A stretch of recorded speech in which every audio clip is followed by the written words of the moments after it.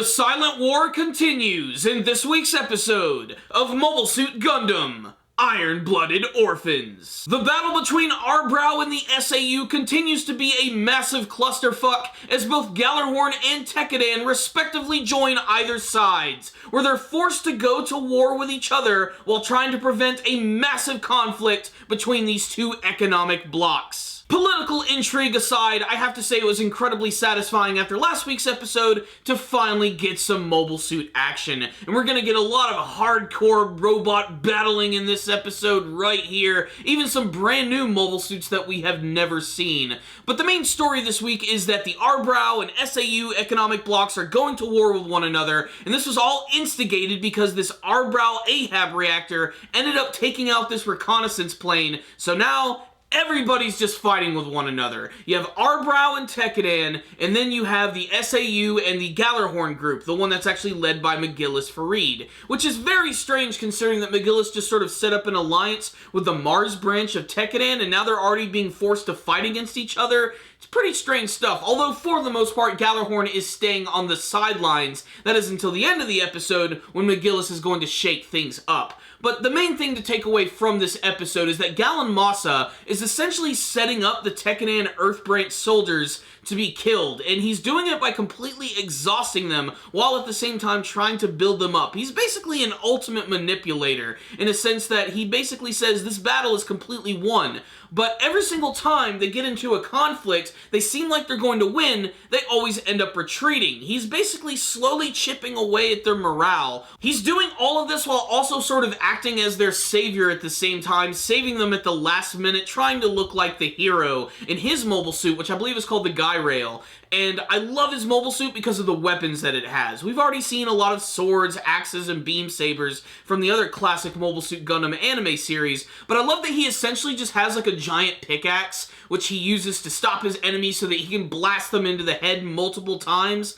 It's intense and it's hardcore. Again, I think one of the coolest elements about Iron-Blooded Orphans is how its mobile suit battles are incredibly gritty, and you will certainly get plenty of that in this episode, especially from the Tekkadan side of things. I like the fact that Ashton is continuing to pilot a landman roadie, which are basically what the Gujin used to be. Like, they were sort of like these mass-produced versions of them, or at least maybe not exactly the same thing, but highly reminiscent of them. Very big and bulky mobile suits, which have such a cool weapon. I still love that they're continuing to use those, like, sword hammers, where you can basically decapitate your enemy and then crush their head with the hammer side. It's just gritty and ridiculous, and it doesn't seem like a weapon that they should probably use in this battle for how clunky it is, but Tekkadan is working with what they have, and work they will. They're working their asses off because, of course, Galen Massa is constantly throwing them into the fire, but claiming, don't worry guys, everything's going to be just fine. I promise I'm not setting you up to be killed or anything. To make matters worse, this battle has been going on for weeks, and the Mars branch of Tekkadan is finally about to arrive to Earth. They can actually see it in their sights. The problem is, due to the conflict, Arbrow is not going to allow them to come to Earth. But I don't think that's going to stop Eugene. In fact, if you look at the preview for next episode, they're definitely going to arrive. And that includes the Gundam Barbados as well. I'm most interested to see what McGillis Farid is going to do in the next episode, as he decides to finally go out into the conflict at the end of the episode to hopefully stop both sides from fighting with one another. In fact, he's also using a Gray's Ritter, which was basically the signature mobile suit of Carta Issue from the very first season, the woman who's completely in love with him that he ended up getting her killed. So what's the rundown on this week's episode of Iron-Blooded Orphans? We finally got some mobile suit battles in this episode. Look, I know I'm spoiled by watching giant robots fight each other in the Gundam anime series, but last week's episode, we didn't even have a single mobile suit show up. So I'm really glad that we got some great gritty warfare in this week's episode, and we got to see a lot of cool mobile suits in action. What I think I loved most about this episode, though, is how they're actually starting to move pretty quick through this storyline. I thought, like, the next couple of episodes were going to revolve around the fact that the other group of Tekkadan would take forever to get to Earth, but luckily they're going to get there right in the next episode.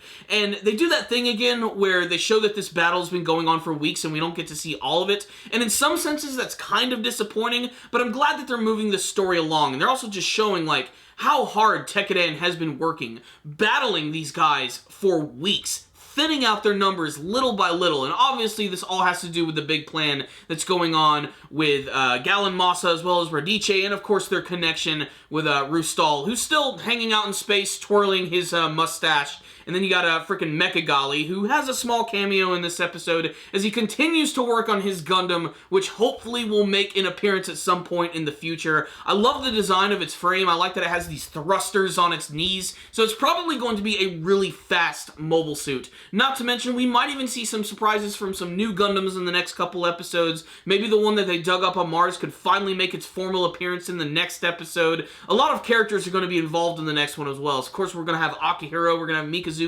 jumping in their respective Gundams. Can't wait to see Akihiro in action, still continuing to be my favorite character. Even as things are looking their bleakest, he continues to train both his mental self and of course his physical self as he prepares for one hell of an epic battle to save his friends. Takaki himself is still pretty much the same character that I've always seen him as. I don't think he should have been left in charge. I really think that was a bad decision on Chad's part, who we do get a confirmation that in this episode that he is actually healing, albeit it's just taking a little bit of time. He's hanging out in one of those healing pods, and supposedly it takes longer than the ones that they actually have in space, but supposedly it's going to heal him a lot more. So I have a feeling he's going to be just fine, unless they decide to just do something really dark and decide to kill him, or maybe even bring him into the battle when he shouldn't even be there in the first place. Still, this was an interesting episode, definitely developing a lot more on the relationship between Takaki and Aston. Aston's still seeing himself essentially as just human debris. He's someone who could be killed and it really wouldn't even matter, but Takaki is still trying to assure him that's not the way things are. We are here to fight for ourselves and make our very own decisions, so don't go into battle too recklessly.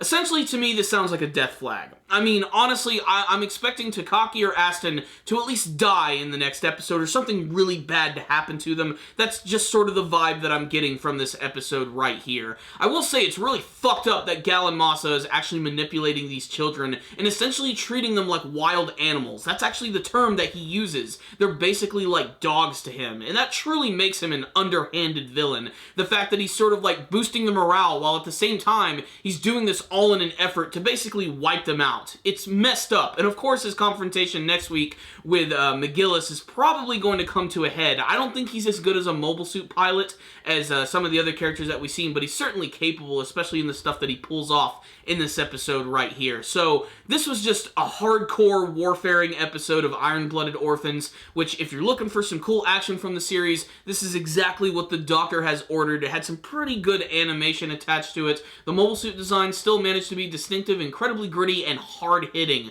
The mobile suit battles in the series are just freaking brutal, man. I love them, especially Ashton when he goes insane and he knocks down this one mobile suit and then just starts punching it in the head multiple times. You get to see all of the damage that it causes. It's just intense, man. I cannot wait to see what they're going to do with the rest of this arc. Hopefully, the Mars branch is going to come down and save the day. I have a feeling, though, that something is going to end in tragedy here, but we're just going to have to wait for the next episode. But I'm going to give this one right here a solid 4 out of 5. You heard my thoughts about this week's episode. Make sure to tell me what you guys thought about it in the comments section below. Is Takaki's head on the chopping block, or is it going to be Aston's turn? What do you hope to see from the next big conflict in Iron-Blooded Orphans and the rest of the second season? If you liked the video, make sure to give it a like, make sure to subscribe to the channel, and leave me a comment or two. Thank you guys again for watching, and as always, stay dandy, baby!